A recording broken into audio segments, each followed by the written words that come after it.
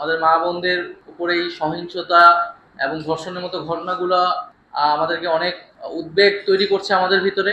আমরা এটাও জেনেছি যে পটুয়াখালীর যেই বোন আমাদের ভিকটিম, তিনি একজন শহীদ পরিবারের সদস্য। তার বাবা এই জুলাই গণঅভ্যুত্থানে শহীদ হয়েছিলেন। শুধু শহীদ পরিবারের কন্যা হিসেবেই নয়, একজন দেশের সাধারণ মেয়ে হিসেবে, সাধারণ নাগরিক হিসেবে তিনি আমাদের বোন ন্যায় বিচার প্রত্যাশা করেছেন।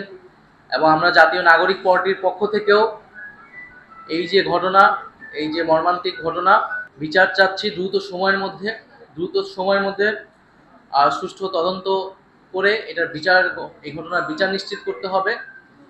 এবং শুধু এই ঘটনার নয়, এই ধরনের ঘটনাকে রোধ করার জন্য কঠোরতম শাস্তির ব্যবস্থা করতে হবে। এবং সরকার যে আইন পরিবর্তনের চিন্তা ভাবনা করছে বা সিদ্ধান্ত নিয়েছে, আমরা চাই সেটা যাতে দ্রুত সময়ের মধ্যে বাস্তবায়ন হয় এবং সারা দেশে এই যে নারীর প্রতি সহিংসতা এবং ধর্ষণের ঘটনাগুলো যাতে নিয়ন্ত্রণে আসে এবং এটা আমরা পুরোপুরি বন্ধ করতে পারি। মাঠের অলরাউন্ডার আমি, আর ঘরের অলরাউন্ডার টাইলক্স।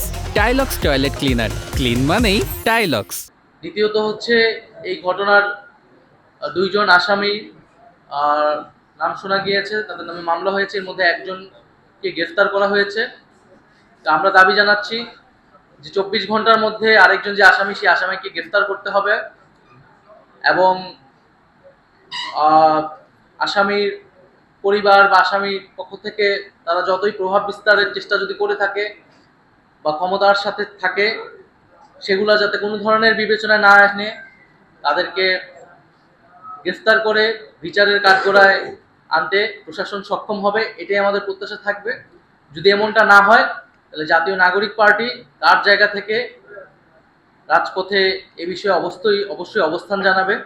আমরা দ্রুত সময়ের মধ্যে আসলে বিচার কার্যক্রম দেখতে চাই এবং তার আগে 24 ঘন্টার মধ্যে সে আসামিকে যাতে গ্রেফতার করা হয়।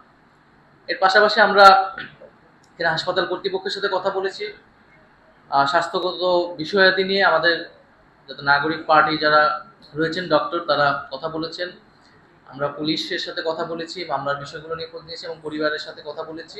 এবং পরিবারের সার্বিক সুবিধা, সার্বিক সহযোগিতা যে কোনো ধরনের, তার আগামীর ভবিষ্যৎ, শিক্ষাগত সবকিছুতে জাতীয় নাগরিক পার্টির পক্ষ থেকে আমরা তাদের পাশে থাকব।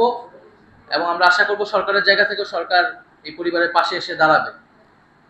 এবং এটি আরো উদ্বেগজনক একটি বিষয় আমাদের সামনে, এই ঘটনা আসলে একটা উদাহরণ তৈরি করে যে আমাদের যে শহীদ পরিবারগুলো রয়েছে সারা দেশে, তারা এক ধরনের রাজনৈতিক এবং সামাজিক অনিরাপত্তার মধ্যে দিয়ে আসলে যাচ্ছে কিনা, এটি আমাদের ভিতরে কিন্তু প্রশ্ন তৈরি করেছে।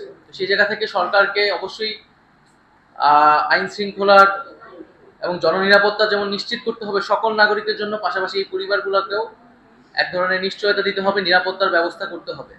বিগত 15 বছরে আমাদের তো সামাজিক সাংস্কৃতিক মূল্যবোধ নষ্ট হয়েছে, আমাদের নারীরা অনিরাপত্তার মধ্যে পড়েছে। নারীদের যে নিরাপত্তার বিষয়টা, সেই জিনিসটা তো আসলেই গত 15-16 বছরে আমাদের সমাজে, আমাদের আইনি কাঠামোতে আসলে উপেক্ষিত হয়েছে। তো বিগত এই সরকার গত 7-8 মাসে, যেহেতু পুলিশ প্রশাসন একটা দুর্বলতা রয়েছে আইন শৃঙ্খলার জায়গা থেকে, তো তারা এখনো সেটা আসলে রিকভার করতে পারেনি। এবং এখন বাংলাদেশকে নিয়ে আসলে নানাবিধ ষড়যন্ত্র তো অবশ্যই আছে। এই ঘটনাগুলো সেই ষড়যন্ত্রের অংশ কিনা সেটা আমরা এখন এই মুহূর্তে বলতে পারবো না, কিন্তু আমাদের এখন যে একটা কাজ, এই ঘটনাটাকে থামাতে হবে, এই বিষয়গুলোকে থামাতে হবে। আইন শৃঙ্খলা পরিস্থিতি আরো উন্নত করতে হবে, কঠোর করতে হবে আমাদের নারীদেরকে। এবং যেই নারীরা এই জুলাই আন্দোলনে প্রধান শক্তি ছিল, তারা রাজপথে নেমে আন্দোলন করেছিল এবং তাদের যে সাহস, সেটাই কিন্তু অন্য সবাইকে আসলে উৎসাহ দিয়ে গিয়েছিল এবং এই আন্দোলনকে সফলতার দিকে নিয়ে গেছিল। ফলে এই জুলাই আগস্ট বিপ্লবের পরে এই বাংলাদেশে নারীদের নিরাপত্তা নিশ্চিত হবে, এটা আমাদের সর্বোচ্চ প্রায়োরিটি, সর্বোচ্চ এজেন্ডা। সরকারকে এ বিষয়ে আমরা আরো কঠোর অবস্থান নেওয়া, আরো দায়িত্বশীল অবস্থান নেওয়ার জন্য আহ্বান জানাচ্ছি।